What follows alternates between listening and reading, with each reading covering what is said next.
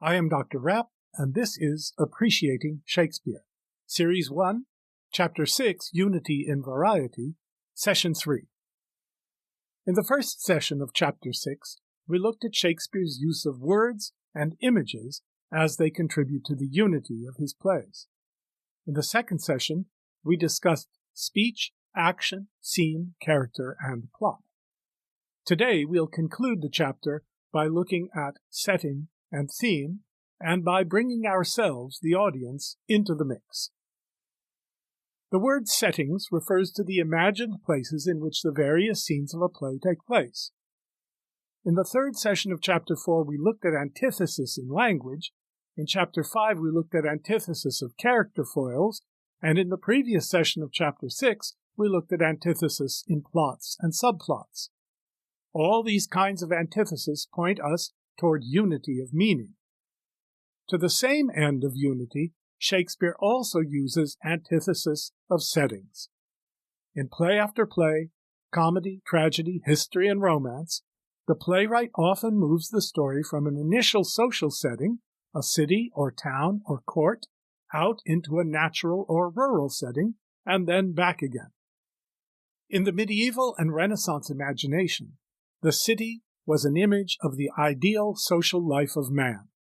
At its best, it exhibited man's highest form of development, materially productive, socially harmonious, artistically fruitful, spiritually coherent, reflecting man's highest gifts of language, reason, art, and the capacity to worship. The good order of the churches, palaces, houses, workshops, markets, waterworks, and defenses of the ideal city reflected the revealed aspect of the order of creation. By contrast, the forest of the medieval and Renaissance imagination was an image of extrahuman and pre-human nature. The darkness and mystery of woods and wilderness were associated not only with what we would call nature, wolves and bears and the threatening elements, but also with the supernatural, the hidden aspect of the order of creation. In the eyes of the church, the dark of the forest was associated with evil spirits, and in the eyes of the common people, with the magic and charms of fairies, ogres, and witches. Both these images, city and forest, reflected not only art and nature in general, but also the interior makeup of the individual person. From Plato's time on, the well-run city was an image of the government of the aspiring, rational, artful, just, and worshipful mind over the passions of the heart and the pre-conscious natural forces of the body. The forest, in northern Europe, or wilderness in southern, was an image of the dark recesses of our human nature, our predispositions and impulses, our hidden fears and desires, and our dreams. For Shakespeare, when the town or city or court goes wrong, it is often a journey to the country or forest or wilderness that heals. Just as when people fall into sickness, they may be restored by surrender to the hidden forces of healing deep within their natures, or through the application by the physician of what Friar Lawrence in Romeo and Juliet, at Act 2, Scene 3, lines 15 to 16, calls the powerful grace that lies in plants, herbs, stones, and their true qualities. Hence, very often Shakespeare depicts movement from one kind of setting to another, from town, city, or court, to wood, forest, heath, or sometimes just a different kind of town. This movement almost always involves a journey out of an imperfect social setting into the wilderness of nature and imagination, and back to the society whose rational order has been regenerated by its contact with the underlying forces of nature, or the supernatural, or both. The idea that the health of the city depends on its being in touch with ancient and mysterious natural and supernatural forces can already be seen in the Eumenides of the ancient Greek playwright Aeschylus. For Shakespeare, these changes of setting in a sense, reverse the story of the fall of man. I'll discuss that fall and other fundamental Christian ideas in the third session of Chapter 7. The characters begin in a social world of faulty or corrupt order escape its depravities into a healing Edenic world, and then return healed to re-establish a redeemed social order. Examples of this movement abound in Shakespeare. In the comedy A Midsummer Night's Dream, the four lovers, suffering from the artificial love imposed by the social order of Athens, escape into the forest, governed by nature and pervaded by fairy magic, and return to the welcoming city in their right pairs. In The Merchant of Venice, we move from the selfishly mercantile world of Venice to the love-governed rural Belmont, which means beautiful mountain, then back to Venice to see it put into order, and then again to Belmont to celebrate the triumph of love. In The Forest of Arden, in As You Like It, all the escapees from the corrupt court are tested and properly coupled until the court, pursuing them, itself is healed there. The antithesis of setting is as useful in tragedy as in comedy. The murder of Julius Caesar in Rome is expiated outside the city on the fields of battle. Hamlet must go on a sea voyage to find his true calling at home. Lear must go out onto the heath in storm and into madness so that his reason and his will may be healed. Macbeth seeks power at court by succumbing to the poisonous temptations met on the heath, representations of the wilderness in his own mind, and Birnam Wood itself seems to go on a healing march toward Dunsinane Castle to cure Scotland of that poison. In Antony and Cleopatra, the order of Rome is explicitly and repeatedly contrasted with the indulgences of Egypt. In the histories, too, the same contrast may be observed. Though uncorrupted, Prince Hal must seem to descend into the corrupt alehouses of London, and must win a crucial battle in the open fields in order to secure his place as king back at the court. The romances bring this technique to its fullest richness. In The Winter's Tale, the wintry court of injustice of the jealous Leontes in Sicilia is contrasted with the summery pastoral delights of Bohemia. The entire play of The Tempest takes place on the deserted island governed by Prospero's magic, its context the past corruption and future restoration of order in Naples and Milan. Finally, unity is achieved in Shakespeare's plays through theme. There are often more than one or two themes developed in a play, but the themes are always related by an underlying unity. Macbeth's motive for murdering the good king is vaulting ambition, as he calls it at Act 1, Scene 7, line 27. The theme of the unnaturalness of that selfish ambition is conveyed in Macbeth's soliloquies. That same theme is reflected in the natural world itself when a little mousing owl attacks a great falcon. It is reflected in the words of the drunken porter, who imagines that letting people into Macbeth's castle is like letting the damned, selfishly sinful souls into hell. It is reflected by contrast in the self-sacrificing courage of Macduff and Malcolm and Seward, even of young Seward, whom we see in only one scene. What it means to kill the good King Duncan is a mirror image of what it means to kill the innocent children of Macduff. The anguish of the guilty conscience expressed in Lady Macbeth's madness is a version of the anguish of the guilty conscience in Macbeth's last soliloquies. The witches, the stormy night, the comments of the old man, the holiness of the English king, the dagger of the mind that Macbeth sees, and the apparent moving of Birnam Wood, every detail of the play reinforces the central drama of a man who has chosen to war against the natural order of the universe. For mine own good all causes shall give way, says Macbeth at Act 3, Scene 4, lines 134 to 135. And that sentence, too, is a hologram of the whole play, which shows us what happens, both inside and outside of him, when a man betrays all good to serve only himself.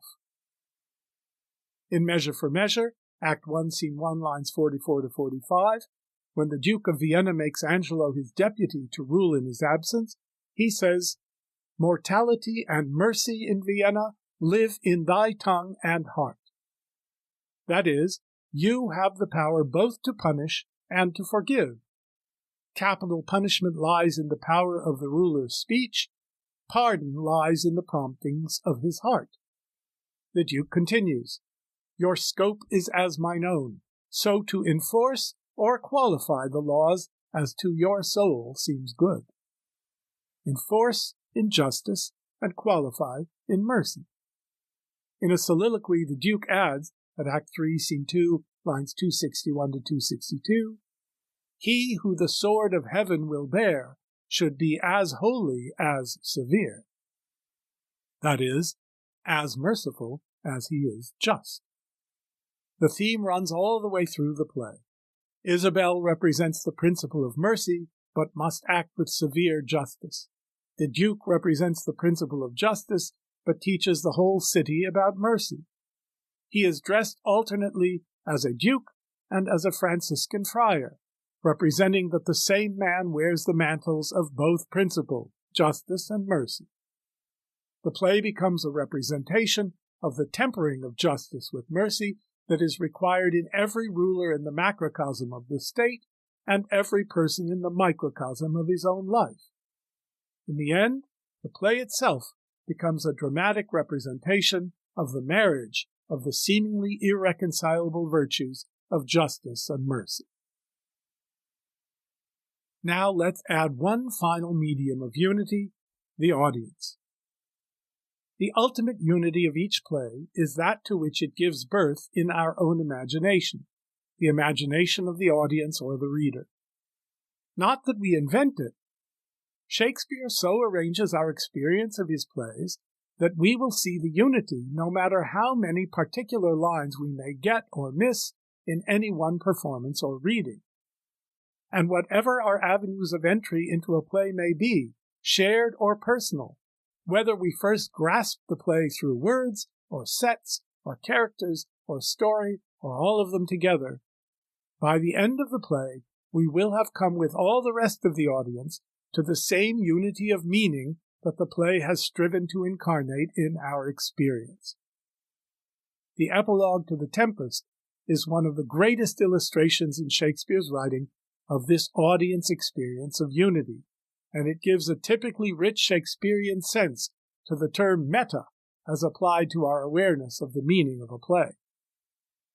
At the surface level, that of the plot of the play, the character Prospero is requesting the audience's permission to depart from the imaginary island to imaginary Naples, the play's setting for its version of Happily Ever After. At another, somewhat more meta level, the epilogue, spoken by the actor who has played Prospero, is a conventional request for applause from the audience at the play's end. Similar gestures are made by Puck at the end of A Midsummer Night's Dream, by the boy actor who played Rosalind in As You Like It, by Feste in his song at the end of Twelfth Night, by Gower at the end of Pericles, and so on. The actor is asking permission to leave the stage, and the play is over only when the audience claps to give that permission. Scholars debate whether there is a third meta level, the level at which Shakespeare himself, the playwright, is uttering his own farewell to the stage, from which he is about to retire to Stratford. My own view is that indeed this third level is present here. But there is yet one more meta-level to the epilogue. What are the character Prospero, the actor of Prospero, and the playwright asking the audience to do? Here is the speech. Now my charms are all o'erthrown, and what strength I have's mine own, which is most faint. Now 'tis true I must be here confined by you, or sent to Naples. Let me not, since I have my dukedom got and pardoned the deceiver, dwell in this bare island by your spell, but release me from my bands with the help of your good hands. Gentle breath of yours my sails must fill, or else my project fails, which was to please. Now I want spirits to enforce, art to enchant, and my ending is despair, unless I be relieved by prayer, which pierces soul, that it assaults mercy itself, and frees all faults.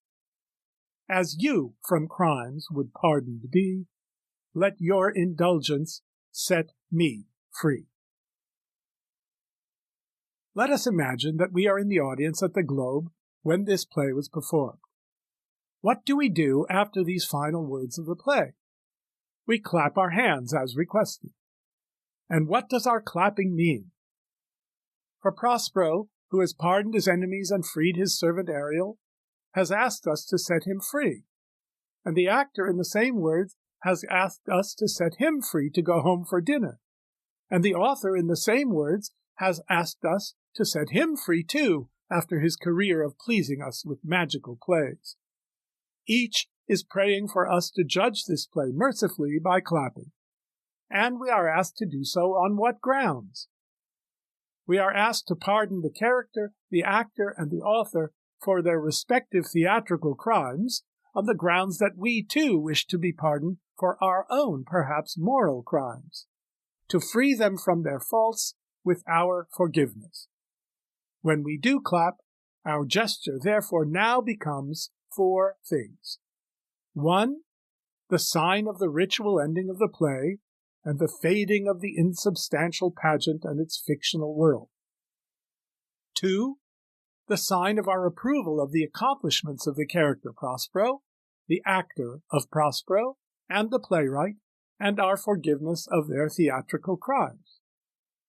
3, the sign of our own wish to be forgiven for our crimes or sins. And 4, the sign of our approval of and participation in the doctrine of forgiveness expressed in the final lines, a doctrine quite familiar to Shakespeare's audience in a slightly different set of words. Forgive us our debts, as we also forgive our debtors, words which may be found in the Gospel of Matthew, chapter 6, verse 12, in the Geneva edition of 1599, that was probably the one Shakespeare read.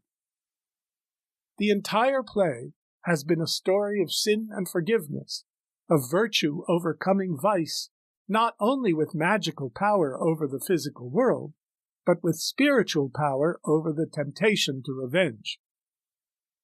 Prospero has said at Act 5, Scene 1, lines 25 to 30, "Though with their high wrongs I am struck to the quick, yet with my nobler reason, 'gainst my fury, do I take part. The rarer action is in virtue than in vengeance. They being penitent, the sole drift of my purpose doth extend not a frown further." Now he asks us to thank the players of the play, to release him, to release the actor playing him, to release the author, and to release all our debtors from the bands of debt, and to express our own willing participation in the doctrine of forgiveness that the play has brought to life, all through bringing that doctrine to life here and now in our own clapping. Here, in one bit of theatrical genius, an imaginary world, the literal world, the moral world, the Christian faith, and the individual soul of each audience member are united in the ritual gesture of clapping. The epilogue turns that simple gesture into a communion, a common participation in the doctrine of forgiveness, hence of salvation, which the play and its author believed to be the deepest truth of life. I am Dr. Rapp, and this is Appreciating Shakespeare.